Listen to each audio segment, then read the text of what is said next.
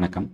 வெள்ளிக்கிழமை மார்க்கெட் நெகட்டிவாக க்ளோஸ் ஆனாலும் ஒரு டே சார்ட் புல்லிஷ் கேண்டலாக ஃபார்ம் ஆச்சு.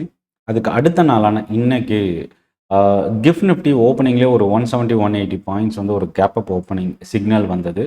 ஸோ அந்த சிக்னலை பேஸ் பண்ணி இன்னைக்கு ஓவரால் சென்டிமெண்ட் மார்க்கெட் பாசிட்டிவாக இருந்ததுனால 220 பாயிண்ட்டுக்கு மேலே நிஃப்டி இன்னைக்கு பாசிட்டிவாக க்ளோஸ் ஆகிருக்கு. பேங்க் நிஃப்டி விட நிஃப்டி இன்னைக்கு ஒரு அவுட் பர்ஃபார்மிங் இண்டெக்ஸாக க்ளோஸ் ஆகிருக்கு. ஸோ ஓவரால் இன்னைக்கு மார்க்கெட்டில் நடந்த ஒரு சில முக்கியமான விஷயங்கள் இந்த வீடியோவில் போஸ்ட் மார்க்கெட் அப்டேட்டில் பார்க்க போகிறோம். சென்னை ட்ரேடிங் அகாடமி சப்ஸ்கிரைப் பண்ணி வாட்ச் பண்ணுங்கள். என்னோட ட்ரைனிங் செஷன்ஸ்க்கான லிங்க் டிஸ்கிரிப்ஷனில் இருக்குது. ஆன்லைன் ஆஃப்லைன் ட்ரைனிங் நீங்கள் ஜாயின் பண்ணிக்கலாம், ஃப்ரீ ட்ரைனிங். டெலகிராம் குரூப்பில் மார்க்கெட் அப்டேட்ஸ், ஸ்டாக் நியூஸ் நீங்கள் ரிசீவ் பண்ணணும் அப்படின்னாலும் லிங்க் டிஸ்கிரிப்ஷனில் இருந்து நீங்கள் யூஸ் பண்ணிக்கலாம். இப்போது வீடியோக்குள்ளே போகலாம்.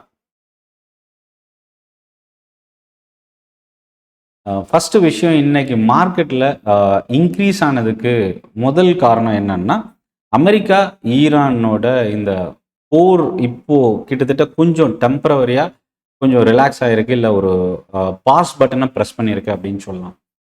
அந்த ரீசன் தான் இப்போ என்னன்னா, க்ரூட் ஆயில் வந்து கிட்டத்தட்ட 7 to 8% வெள்ளிக்கிழமை இருந்து தொடர்ந்து இறங்கிட்டு இருக்கு. ஸோ இந்த நியூஸ் தான் oil marketing companies, aviation sector, chemical sector இது எல்லாமே இன்னைக்கு கொஞ்சம் பாசிட்டிவாக பவுன்ஸ் பேக் ஆனதுக்கான reason. Nifty oil and gas nearly 2% பாசிட்டிவாக இருக்குது. ஒரு பக்கம் அதாவது க்ரூட் ஆயில் ஃபால் ஆகுது அப்படின்னாவே ரிஃபைனரி ஸ்டாக்ஸ், முக்கியமாக ஓஎன்ஜிசி தான் இன்னைக்கு 4% கிட்ட ஃபால் ஆயிருக்கு. இது ஒரு பக்கம் இருந்தாலும் இன்னொரு பக்கம் பார்த்தீங்கன்னா ஆயில் மார்க்கெட்டிங் கம்பெனிஸில் இன்னைக்கு ஒரு பாசிட்டிவ் க்ளோசிங் இருந்தது. நிஃப்டி கிட்டத்தட்ட மறுபடியும் 24,000க்கு நியரில் டர்ன் ஆயிருக்கு. சென்செக்ஸ் 776 பாயிண்ட் கிட்ட இன்க்ரீஸ் ஆகிருக்கு. க்ரூட் ஆயிலோட ஃபால் இது ஒரு பக்கம் இருந்தாலும் இதுக்கு அப்படியே இன்னொரு பக்கம் ருப்பி ரெக்கவரி ஆகிருக்கு. அந்த நியூஸும் ஒரு ரீசன். ஸோ அப்போ என்னென்னா, அமெரிக்கா ஈரானோட பிரச்சனை ஒரு உச்சக்கட்டத்தில் இருந்து இப்போ அந்த சிக்கல் கொஞ்சம் குறைஞ்சிருக்கு. குளோபல் மார்க்கெட் பாசிட்டிவாக இருந்தது, க்ரூட் ஆயில் ஃபால் ஆனது, ருப்பி ரெக்கவர் ஆனது, இது எல்லாமே ரீசனாக பார்க்கலாம். முக்கியமாக இன்னைக்கு மார்னிங் ஏஷியன் மார்க்கெட்டோட ட்ரெண்டும் நமக்கு சப்போர்ட் பண்ணியிருக்கு. ஸோ இதில் இன்னைக்கு மார்க்கெட்டில் நடந்த ஒரு சில முக்கியமான விஷயத்தை பார்க்கறதுக்கு முன்னாடி, பேங்க் ஆஃப் பரோடா ரொம்ப இம்பார்ட்டன்ட் நியூஸ். டேட்டா லீக் ஆகிருக்கிறதா ஒரு சோஷியல் மீடியாவில் ஒரு நியூஸ் வந்திருக்கு. கிட்டத்தட்ட 1 TB டேட்டா, கஸ்டமரோட டேட்டா, முக்கியமாக ஒரு PSU one of the largest bank, government majority stake hold பண்ணியிருக்கிற ஒரு பேங்க்கில் இந்த மாதிரி கஸ்டமர் டேட்டா லீக் ஆகிறது ரொம்ப ஒரு சிக்கலான ஒரு விஷயமாகவே பார்க்கலாம். PSU பேங்க்ஸ் நாளைக்கு நம்ம கவனிக்கலாம். அது மட்டும் இல்லை, ஏன்னா இப்போ தான் quarterly result bank of Baroda announce பண்ணியிருந்தாங்க, ப்ரோக்கரேஜஸோட அப்டேட் இருந்தது. இதெல்லாம் தாண்டி இன்னைக்கு இந்த பிரச்சனை என்ன தாக்கத்தை ஏற்படுத்த போகுதுன்றதை வரப்போகிற நாளில் பார்க்கலாம். ஸோ அமெரிக்கா ஈரான் பிரச்சனை வந்து பதற்றம் வந்து கொஞ்சம் குறைஞ்சிருக்கு. ஸோ அதுதான் மேஜர் ரீசன், ட்ரிகரான இடம்ன்றது அதுதான். ரெண்டாவது ரீசன் ருப்பியோட ரெக்கவரி. டாலர் இண்டெக்ஸு வீக்காக இருக்குது. இதனால் பாண்ட் ஈல்டும் வந்து பார்த்திங்கன்னா யூஎஸ் அமெரிக்காவோட பாண்ட் ஈல்டு குறைஞ்சிருக்கு. Global market most of the market இன்றைக்கி பாசிட்டிவாக இருந்தது. அமெரிக்காவோட ஃபியூச்சர் கான்ட்ராக்ட் இன்றைக்கி க்ரீனில் இருந்தது. இதெல்லாமே ரீசனாக பார்க்கலாம். ஸோ பேங்கிங் செக்டாருக்குள்ளே வரும்பொழுது நான் ஆல்ரெடி பேங்க் ஆஃப் பரோடா பற்றி சொன்னேன். IDFC ஃபர்ஸ்ட் பேங்க் கிட்டத்தட்ட 5% இன்றைக்கி இன்க்ரீஸ் ஆகிருந்தது. ப்ராஃபிட் ஆஃப்டர் டேக்ஸு 132% இன்க்ரீஸ் ஆகிருக்கு. Interest income 21%. NPA தொடர்ந்து கண்ட்ரோலில் ரிட்டைன் பண்ணியிருக்கிறது. இதெல்லாமே ரீசனாக இருந்தது. ப்ளஸ் ப்ரோக்கரேஜ் கம்பெனிஸோட அப்டேட்டும் ஒரு ரீசனாக இருந்தது. ஏயு ஸ்மால் ஃபினான்ஸ் பேங்க் மோர் தென் 3% மேலே பாசிட்டிவாக இருந்தது. CEO பதவி உயர்வு, மேனேஜ்மெண்ட்டில் முக்கியமான டெசிஷன். ப்ராஃபிட் ஆஃப்டர் டேக்ஸ் 37% கிட்ட இன்க்ரீஸ் ஆனது. கனரா பேங்க் ஸோ ஒரு best quarter, one of the best quarter. NPA வந்து கண்ட்ரோலில் எடுத்துகிட்டு வந்திருக்கிறது தான் கனரா பேங்க்கினுடைய அச்சீவ்மெண்ட் அப்படின்னு சொல்லலாம். இன்ட்ரெஸ்ட் இன்கம் 13% இன்க்ரீஸ் ஆகிருக்கு. ஸ்லிப்பேஜஸ் குறைஞ்சிருக்கு. இதுதான் பேங்க் ஆஃப் பரோடா இன்னைக்கு ஒரு ஸ்ட்ராங் குவார்ட்டராக கொடுத்துருக்கிறதுக்கு ஒரு ரீசனாக பார்க்கலாம். அடுத்தது இதில் நம்ம கவனிக்கக்கூடிய ஸ்டாக்கு, ஏற்கனவே வெள்ளிக்கிழமை ஸ்ரீராம் ஃபினான்ஸோட குவார்ட்டர்லி ரிசல்ட் வந்தது. இன்னைக்கு கான்ஃபரன்ஸ் கால் 3% கிட்ட இன்னைக்கு இந்த ஸ்டாக்கு இன்க்ரீஸ் ஆயிருக்கு. பட் நெட் இன்ட்ரெஸ்ட் மார்ஜின் கைடன்ஸை வந்து கட் பண்ணியிருக்கிறது ஒரு negative. Caffeine technology asset management company. ஆக்சுவலாக கேஃபின் டெக்ன்றது மேபி மியூச்சுவல் ஃபண்டில் இருக்கக்கூடிய கம்பெனி. AMC கம்பெனின்றதை விட மியூச்சுவல் ஃபண்டோட ப்ராசஸ் ஒர்க்கை வந்து மேனேஜ் பண்ணக்கூடிய ஒரு கம்பெனி. 10% கிட்ட இன்னைக்கு இன்க்ரீஸ் ஆகிருக்கு. மேனேஜ்மெண்ட் கமெண்ட்ரி ஒரு பாசிட்டிவ். அதே போல் ப்ரோக்கரேஜஸோட update. REC limited, NTPC, SAIL இந்த மாதிரி பிஎஸ்யூ கம்பெனிஸோட ரிசல்ட்டும் வெள்ளிக்கிழமையிலிருந்து வந்துட்டு இருந்தது. அதோட தாக்கம் இன்னைக்கு இருந்தது. ஆர்இசி 2% பாசிட்டிவ், ஆனால் என்டிபிசி பார்த்தீங்கன்னா 1% கிட்ட தான் பாசிட்டிவ். செயில் வந்து 1% நியர்லி பாசிட்டிவ். பாசிட்டிவ் கமெண்ட்ரி, மேனேஜ்மெண்ட்டோட கமெண்ட்ரி, புரோக்கரேஜோட அப்டேட்.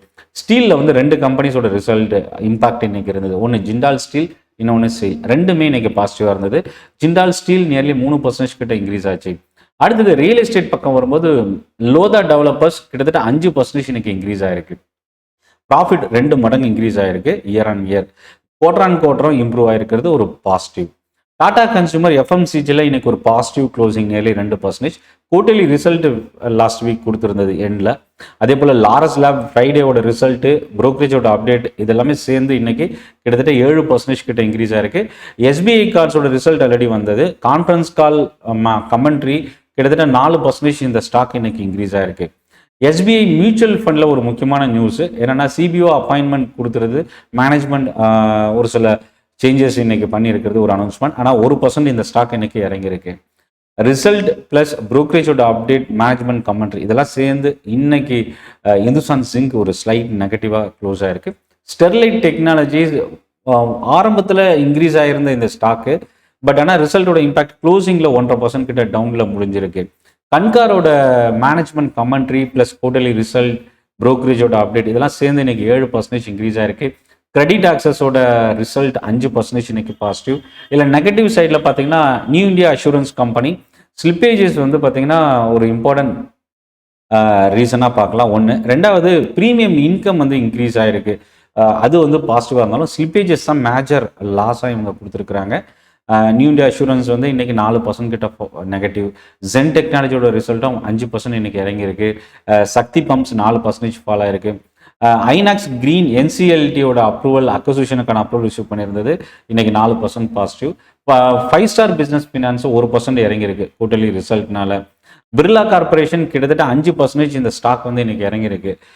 வெள்ளிக்கிழமை ரிசல்ட் வந்தாலும் அன்னைக்கும் இந்த ஸ்டாக் ரொம்ப அதிகமான வால்யூமோட ட்ரேட் ஆச்சு. இதில் இன்னொரு விஷயம் என்னன்னா, குயிக் காமர்ஸ் கம்பெனி, அதாவது ஃபுட் டெலிவரி கம்பெனி, இல்லை எட்டர்னல், ஸ்விக்கி இந்த 2 ஸ்டாக்குமே இன்னைக்கு ஒரு ஸ்ட்ராங்கான volume plus rally. Eternal 5%, Swiggy 2% இன்னைக்கு பாசிட்டிவாக இருந்தது. Partnership deal LNT Infotech Mindtree 2% இன்னைக்கு அனௌன்ஸ்மெண்ட் கொடுத்துருக்கு. 2% இன்க்ரீஸ் ஆயிருக்கு. ஆர்ஆர் கேபிளோட ரிசல்ட் இன்னைக்கு மார்க்கெட் ஹவர்ஸில் வந்தது. 3% பாசிட்டிவ். பிஎன் கார்கில் 6% இன்க்ரீஸ் ஆயிருக்கு ரிசல்ட்னால. சுமிடோமோ கெமிக்கல்ஸ் 4% இன்னைக்கு ரிசல்ட்னால இன்க்ரீஸ் ஆயிருக்கு. சுகர் ஸ்டாக்ஸ் கவர்மெண்ட்டோட ஒரு முக்கியமான அனௌன்ஸ்மெண்ட், அதாவது ஃபிசிக்கல் வெரிஃபிகேஷன் வந்து சுகர் ஸ்டாக்ஸ்க்கு வந்து கவர்மெண்ட் ஆர்டர் இஷ்யூ பண்ணியிருக்கிறாங்க. இது வந்து பார்த்தீங்கன்னா பாசிட்டிவ் சைடில் இருந்த சுகர் ஸ்டாக்ஸ் இந்த நியூஸ் ஒரு நெகட்டிவ் இம்பேக்டை கிரியேட் பண்ணியிருக்கு. ஸோ இதில் நம்ம கவனிக்கக்கூடியது என்னென்னா, பிஎஸ்யூ பேங்க்ஸில் bank of Baroda, Canara bank, bank of India இந்த 3 பேங்க்ஸோட ரிசல்ட் இப்போ வந்திருக்கு. இதில் இன்னைக்கு மார்க்கெட்டில் வந்தது கனரா பேங்க். இது மற்ற 2 பேங்க்குமே ஏற்கனவே ஃப்ரைடே மார்க்கெட்டில் ரிசல்ட் கொடுத்துருந்தாங்க. இல்லை பேங்க் ஆஃப் இந்தியா 3% கிட்ட இறங்கியிருக்கு. ஸோ இப்போ எந்த செக்டார் இன்னைக்கு நல்லா மூவ் பண்ணியிருக்கு அப்படின்னா, 1% நிஃப்டி, 0.7% பேங்க் நிஃப்டி பாசிட்டிவ்.